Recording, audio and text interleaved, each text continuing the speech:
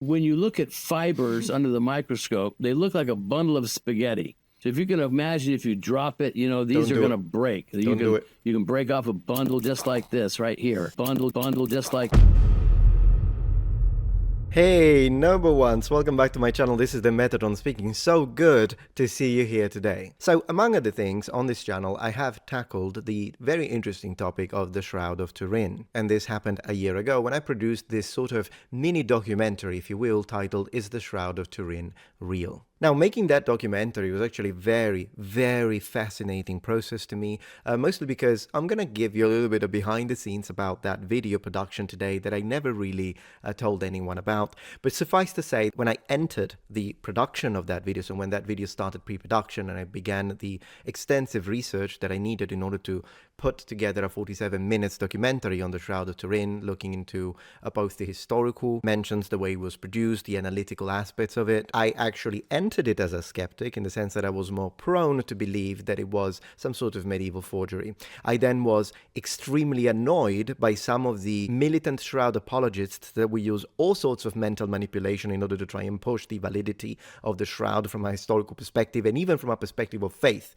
And I'll rant on that in a minute. But by the end of the documentary, when I had finished my extensive research, I had then literally managed to convince myself, due to the evidence that I had accrued, that I was wrong with my misconception and sort of mindset, the way I had approached it. And in fact, I do now am more prone to believe that it was period correct, in the sense that it would be a 2,000 years old piece of cloth rather than being 700 years old. Do I know, after all of that research, for a fact, that it was in fact the burial cloth of Christ? No, I don't know. I don't know if that's the case. With that being said, today we're going to discuss the new evidence when it comes to a specific technique called X-ray scattering that has been applied on the shroud not so long ago. I think it's, 2 years ago? So new, so to speak.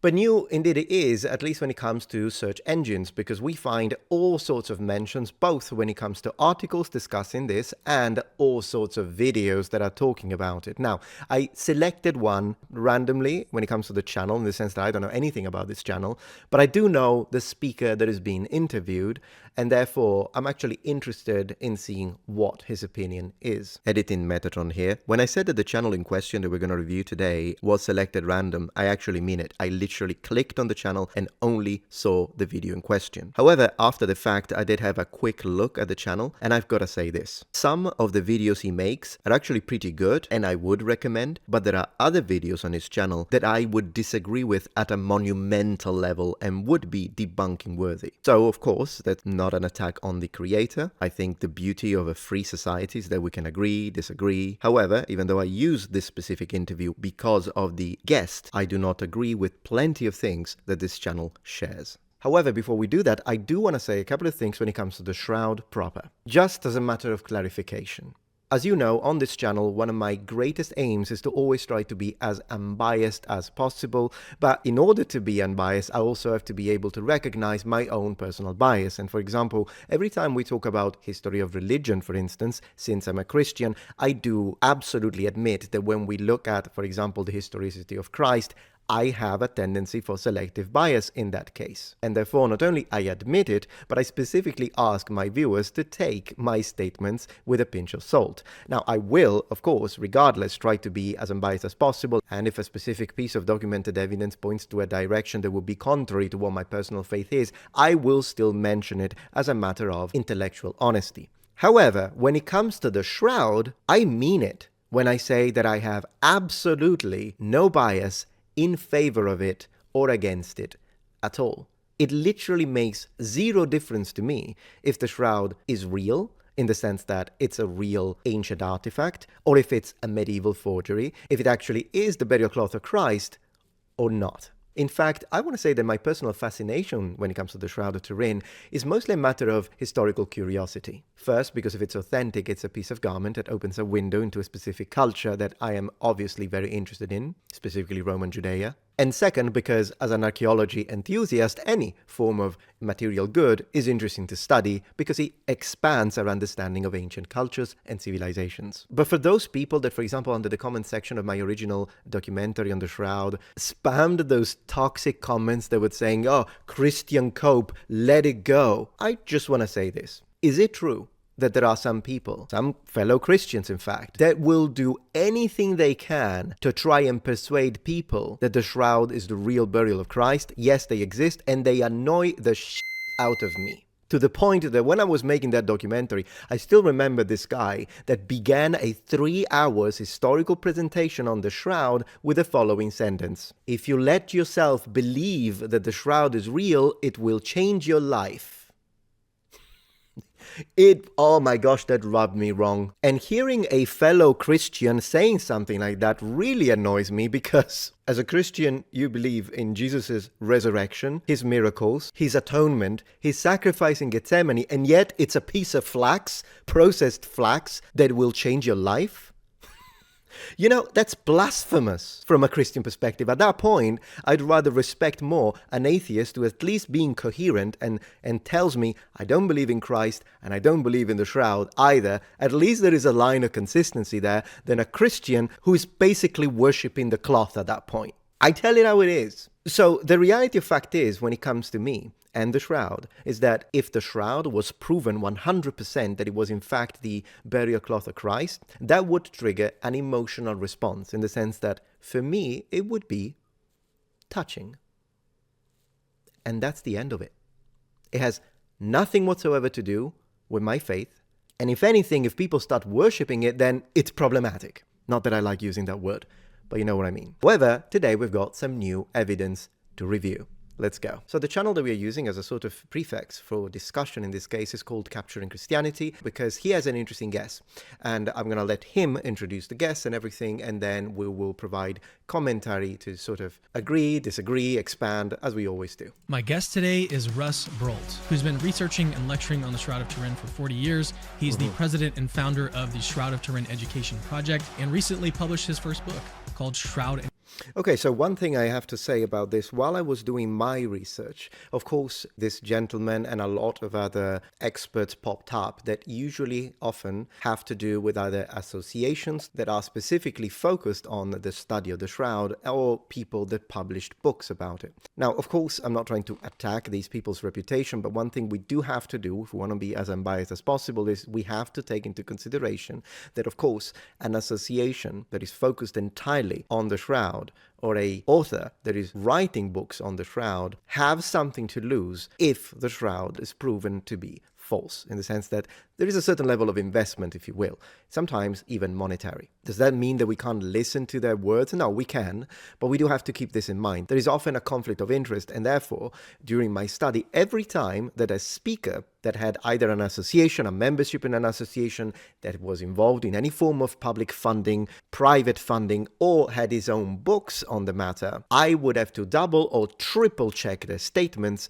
for authenticity. And I think you can understand where I'm coming from with that. Encounter, explore the world's greatest unsolved mystery that's available anywhere books are sold. He's also an expert on this new scientific evidence that supports the authenticity of the shroud. So enjoy my interview with Russ. Okay. So tell me about this new X-ray evidence that a lot of people are claiming that it basically proves that the Shroud of Turin is 2,000 years old. What is this evidence? What is it all about? Well, it's called wide-angle X-ray scattering. And what it does is it measures the amount of natural aging that is found in fibers, in fibers of other linen and other pieces of fabric. When you look at fibers microscopically, they look like a bundle of spaghetti. I have this example. The gentleman Pasta. and Liberato De Caro, who is with the Italian Institute for Crystallography.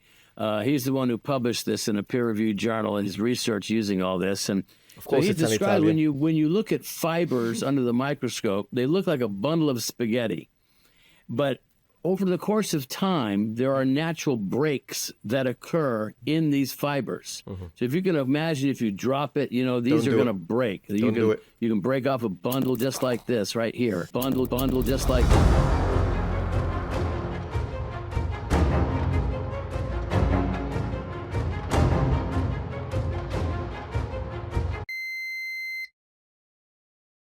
So by measuring the amount of breaks that you see in these fibers, you can get a good estimate as to how old something is. And so what he did they had about a dozen pieces of linen of a known age, either from the historical context or that they were carbon dated, and so they knew exactly how old these other fabrics were. And they measured the amount of natural aging in all these other fabrics, and so that they could get a plot line. And then they compared the amount of natural aging in fibers from the shroud, and the best piece of linen, if you will. Okay, it's a sort of comparative analysis. Interesting. That compared, it was taken from Masada, which is circa mid-first century. And so this was and so what he said is that there's just not nearly enough aging, or should I say there's far more aging evident in fibers from the shroud than for it to be only 700 years old, as the carbon dating labs would say. Okay, so what are some of the reasons to actually be skeptical of these new findings? I mean, we're calling them new, and everyone's sort of talking about, this is a sort of new scientific find. As we know now, it's at least a couple years old, the research 2 years is. Old. And so, but what are some reasons to be skeptical of this new evidence? I really appreciate the host's question in this case. That is a very good question, because of course the expert has now exemplified, has told us this is what it is, this is how it works, and this is what we're examining. It's a comparative analysis method, and it seems like that the shroud's aging of the fiber is too extensive for something to be 700 years old, in the sense of being therefore a medieval forgery. So that was interesting, but let's see how we respond to this, because this is a very pertinent question. Well, I would say that, people would be skeptical because this is not a technique that is usually associated with dating artifacts. The issue, I guess, I applaud researchers for trying to find interesting and creative ways, especially when there's no attempt to carbon date it. I mean, if the carbon date's wrong, as many people feel, well, why haven't we done another carbon date? Of course, he's referring to the 1988 carbon dating, the one that actually placed the shroud, although should I say the parts of the shroud that were examined were placed to the medieval period. And I do agree. I think they should do it again. I mean, if the Archdiocese of Turin, or in general the Catholic Church, would allow us to do it again, I think it would be great, because this is 1988. Therefore, obviously, 1988's technology was used, and I think it would be great to use carbon dating again, but this time in 2024. And it's and that's a question for the Turin authorities to answer. But if you're going to try to get another method of dating other than carbon dating, then it's going to have to be techniques like these. So in other words, what we did here, or what they did, was to compare the amount of natural aging in these other cloths, and then compare it with other pieces of cloth from a known age that we've carbon dated, or we know the age from its historical context. So then you apply that same technique to fibers from the shroud, and you look at, well, what best fits the amount of natural aging that we see in fibers from the shroud, and that appears to be a cloth that they found in first century Masada. Okay, so now he's going into the explanation. He's kind of deflecting the question in this case. So he's once again explaining to us why or how the method worked. Great, but perhaps before doing that, we should also underline the fact that I personally don't think that the method in question is as definitive as, for example, perhaps a new carbon dating from several different parts of the shroud would be. And the reason why I'm saying that is because even though this method shouldn't be dismissed, because it does present very interesting findings that do point to the possibility of the shroud in fact being 2,000 years old instead of 700, it is also important to underline that this method is also dependent on the conditions of the shroud. The way it was stored may have an effect. For what I could see, I'm not an expert, of course, but I did look into it a little bit before filming this video, and it seems like it's not like a definitive method, because there are some elements that could interfere with it. And since usually that's something that is presented or brought forth whenever people try to distance themselves or attack the 1988 carbon dating finding, the possibility of contamination, which I will dive into today, then it is only fair to underline the fact that there are also some possibilities of altering elements with this new type of method that was used on the shroud, some of which being storage, temperature, humidity levels, and such.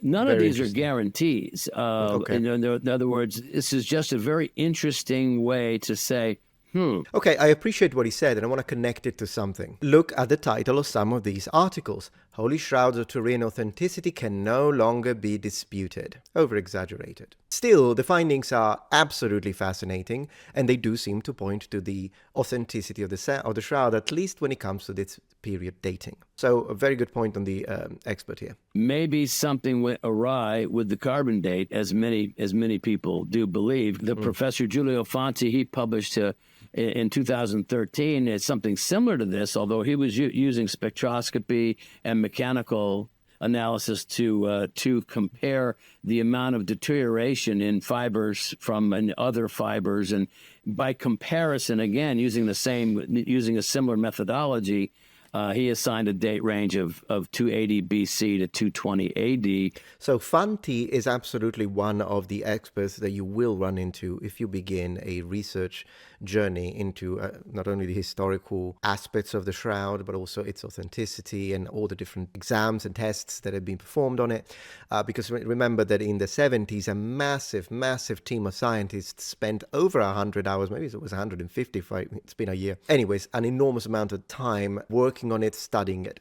And of course, Fanti is an Italian. I actually watched several videos from him in Italian, and sometimes he was very interesting and he's absolutely very proficient, but other times he did seem to be very invested in it. So when it comes to Fanti's research, after watching all of his interviews, I have come to the conclusion that to me, they are mid-range for neutrality, mid-range. So not completely horrible, like some people say, but not like, oh, this is the new gospel of Jesus Christ, in terms of level of, like, I consider it like credible, but it kind of depends. 500-year range with first century right in the middle. And so all these do is suggest, that maybe there's something wrong with carbon dating, and maybe we need to be looking at this again.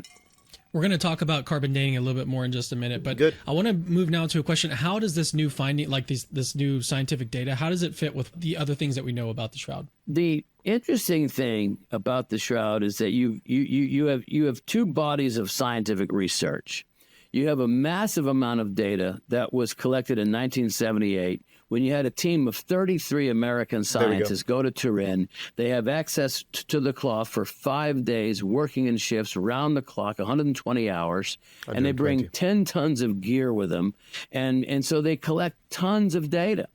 And from this data, they were able to determine that the shroud is not the work of an artist. And that's really significant. In other words, yes, I actually mentioned this in my documentary, so I will kind of refer you to that. But already, if you think that the shroud's image was created by painting, there is absolutely no way that that's the case. No paint pigments, no paint carrying mediums on the image bearing linen fibers. Also no brush stroke, no directionality, such as that which would result of mediums such as brushes. in other words, here you have this inexplicable image of this 5'10" bearded crucified man, and the juxtaposition is it either is or it isn't. And if it's not authentic, then it must be the work of human effort. It must be the work of an artist somehow, some way. Right. And yet there are no artistic substances on the cloth to account for the image. And then you have a whole pattern of bloodstains, which correlate with the wounds of crucifixion. Of course, that could have been done on purpose, because clearly, we don't know how. And in fact, that is one of the reasons why the shroud is so interesting, is because there is no, well, he's correct in stating that we know for a fact that it wasn't done through painting. We don't know how the image appeared, but the simple fact that the blood is correlating with the, for example, the lance of Longinus, the spear of Longinus, so the Roman legionary that pierced Christ's side, or the broken nose, the blood mixed with the so-called water, just like in the Gospels, all of this can point to two possible interpretations. Either this connects with the description in the Gospels because it's exactly how the crucified man died, or someone was very familiar with the Gospel and tried to recreate it. As described in all four Gospels. And so is it just animal blood? Is it paint? Well, no, it's not paint, and it's not animal blood. It's AB blood type with human male DNA. So now this plot thickens. Can you someone asked me, can we ever prove this to be the shroud of Jesus? And the answer is no, because we don't have the DNA of Jesus to match. Well, sure. But then again, I mean, if you could find more contextual elements and contextual data, first of all, already, of course, it's a step in that direction if we can prove that the shroud is indeed 2,000 years old. And then when we examine, one of the things that really convinced me the most when it comes to the possible authenticity, at least of its origin, was not only the type of flax, not only the sort of molecules found, the pollen, for example, that was found, but also the way it was made, which was not consistent with the way cloths would, and linen specifically, would have been manufactured in in medieval Europe. I'm very familiar with it, but it was in fact very coherent with the way a linen cloth of that type would have been manufactured precisely in first century Judea, which was a strong indicator. It up. But here's what we can do. We can prove what it's not. And then you can decide what it is. I I appreciate want to talk that. about some of the assumptions that kind of go into these new findings about temperature and humidity and stuff. What are Okay. your thoughts on the whole carbon dating fiasco? Well, you're right to call it a fiasco, is in the fact that, the 3 carbon dating labs were supposed to get, they were supposed to cut 3 different samples from 3 different locations. They cut So let's see why they call it a fiasco. one sample from the outside corner edge, exactly where it had been held and handled hundreds of times over the centuries. Literally, you have a 14-foot long cloth, and it would be held up by clerics of the church, would hold it upright, grab it right at that corner where it was cut for carbon dating. 14 feet long, so you have 5 or 6 people up here on the platform holding it out for people to see. And this is how it was exhibited over 275 times from 1413 until 1694, when it was finally installed in the cathedral. So so if you were looking for the worst possible sample location, you would pick from one of the 2 outside corners where it had been held and handled hundreds of times. And of course, that's what they did. So Okay, so of course the point that he's presenting is a good point, but I don't think it's as strong as he thinks. So I kind of want to play devil's advocate here for honesty. So of course the point that he's making is the fact that carbon dating may have been incorrect due to the specific element that was chosen because of human handling. So he's talking about the fact that so many humans touched it, the acidity of the hands, maybe sweat, it contributed to a certain level of contamination onto the cloth. But there is one thing we need to say about this. There are different types of different methods of carbon dating, if you will. We have the AMS, so accelerated mass spectrometry, the LSC, liquid scintillation counting, and the GPC, which is the gas proportional counting. Now, when it comes to the 1988 carbon dating of the Shroud of Turin, we are talking specifically about AMS, which is the most accurate. So, if we read here, contamination is absolutely a thing. In fact, we can read challenges and limitations of carbon dating. Despite its widespread use and acceptance in the scientific community, carbon dating is not without its challenges and limitations. One of the biggest issues is the need to carefully sample selection and preparation. Of course, the expert in this case has a problem with the careful sample selection. Then we read contamination is a major concern in carbon dating, as even small amounts of modern carbon can skew the results. To minimize this risk, samples must be carefully cleaned and treated to remove any contaminants, such as dirt, oil, or plant roots. But it is important to underline that AMS is in fact the least affected of these 3. It's still affected, so it would still be something that could absolutely play a role into possible skewed results of the carbon test. I'm not undermining that,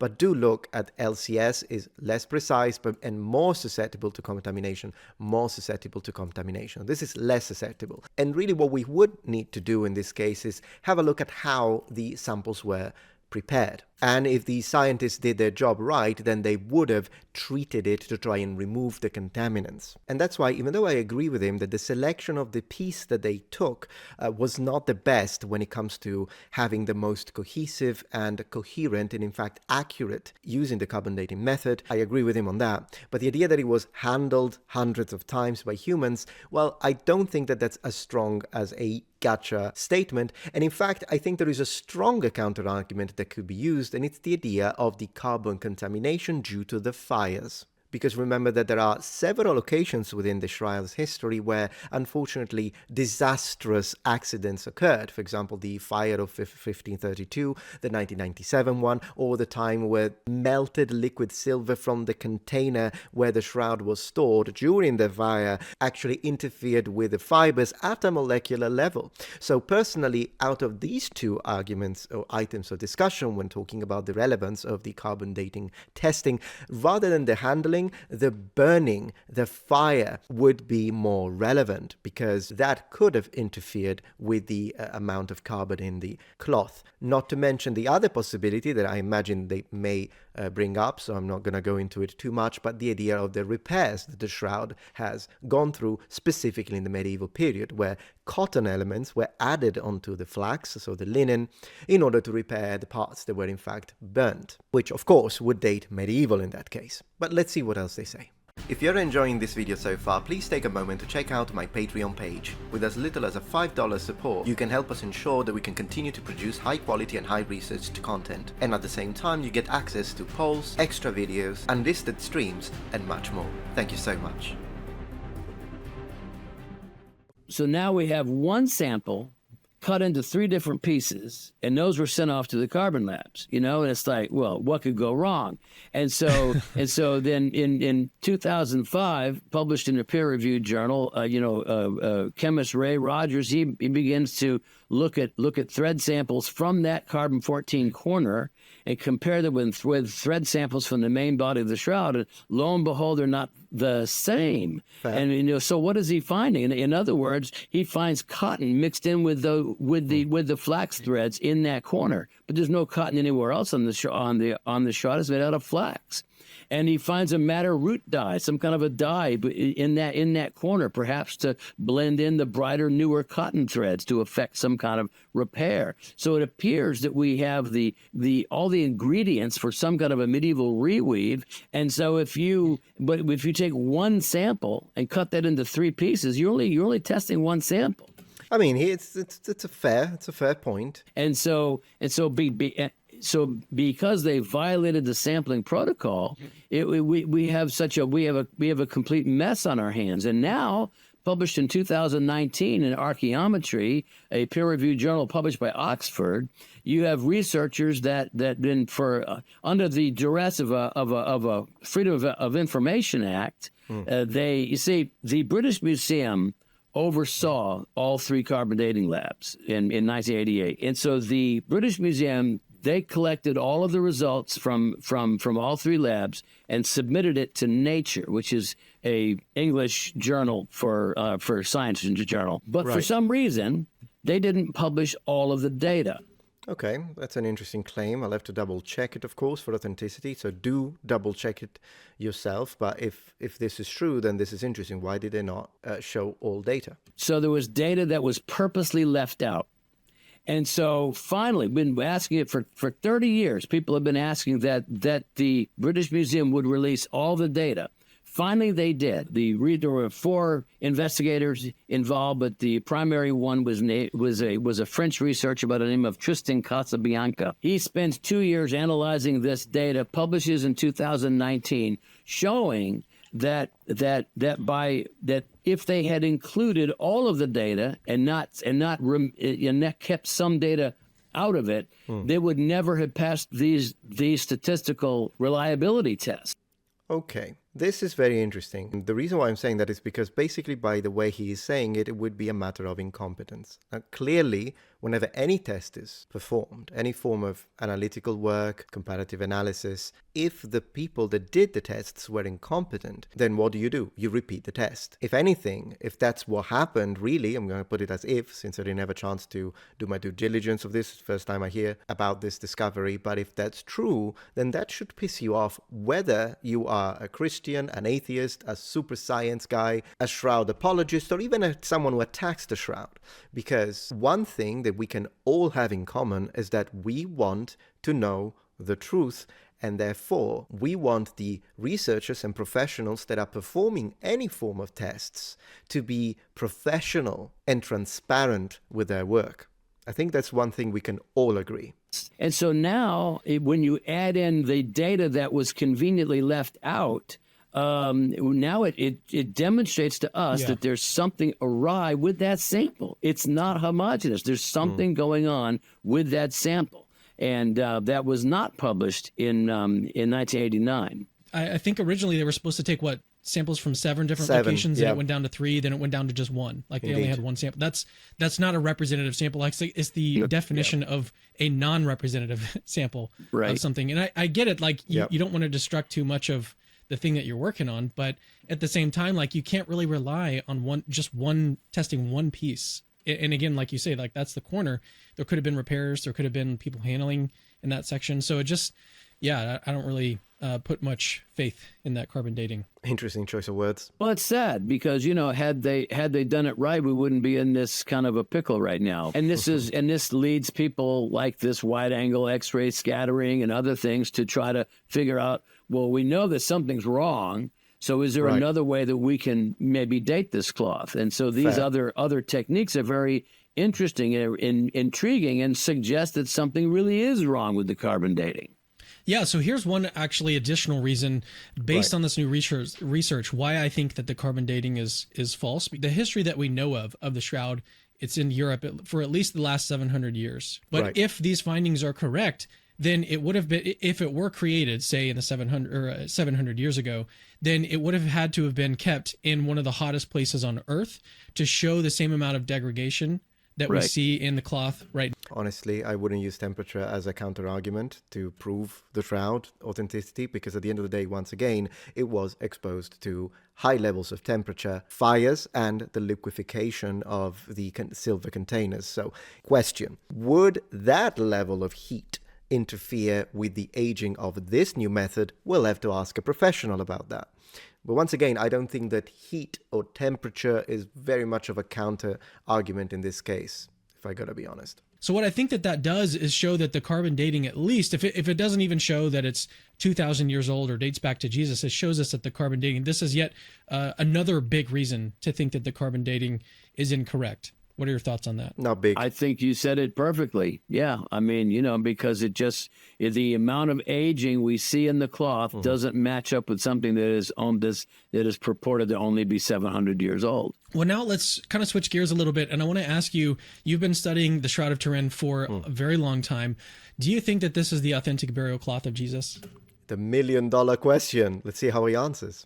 Well, I always say, I'm 95% there. I'll give 5% to the possibility that there's some incredible artist who predated Leonardo by several hundred years. We don't know who he is. We don't know how he did it, and he never did anything else.